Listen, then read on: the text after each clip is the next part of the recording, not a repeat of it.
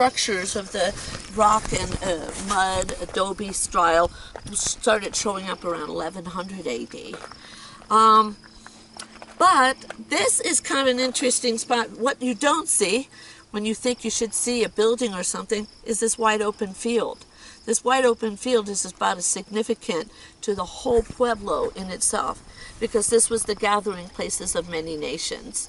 And we're talking about Eastern Plains Indians, Midwest, the Plains Indians, which would, include the Kiowa, the Utes, Apache of sorts, a little further north, the Navajo, and they would trade with the Secoue. Secoue is the Pecos. Pecos was named by the Spanish, but their real name was the Secoue.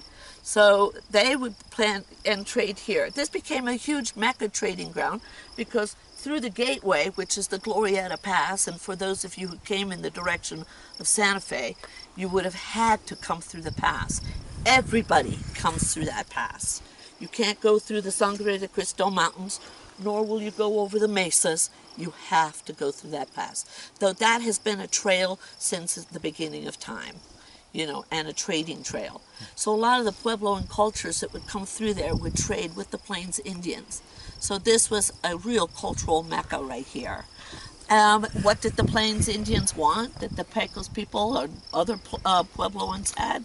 Well, New Mexico has actually also the gateway down to Mexico, but we had volcanoes here. So we have things like obsidian glass, turquoise mines, and for the Plains Indians, a lot of that was used for ceremonial reasons.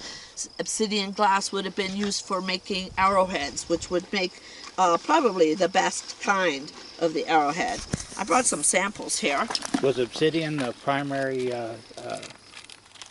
thing for arrowheads around here? Or was there flint somewhere? There's flint. There's flint here, further west. But you'll see flint cuttings all over here, all the way, even about 10 miles north of here, all the way down. So there is big chunks of flint. I'm going to pass around some obsidian, and this is Cerrillos turquoise of pieces, and you can get an idea of the commodity. That's just one of the commodities. One of my favorite things that I found out that they trade are macaw birds.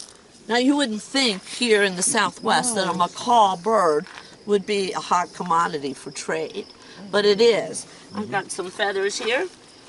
Now you're talking about live birds, right? Yes, sir, the live ones. They were highly, highly valued and highly respected birds, but for ceremonial reasons, you can see why these birds would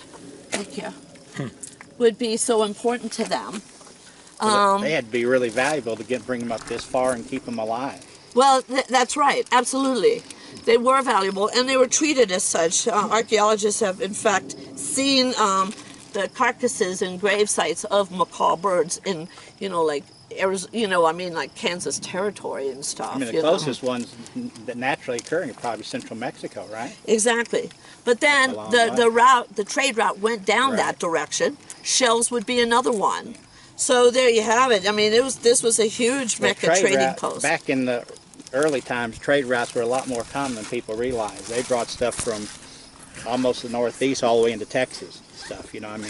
If you had something people wanted, you could carry it and trade it for something you needed. That's right. That's right. That would have been it. How many of you have been to the Taos Pueblo? Anybody?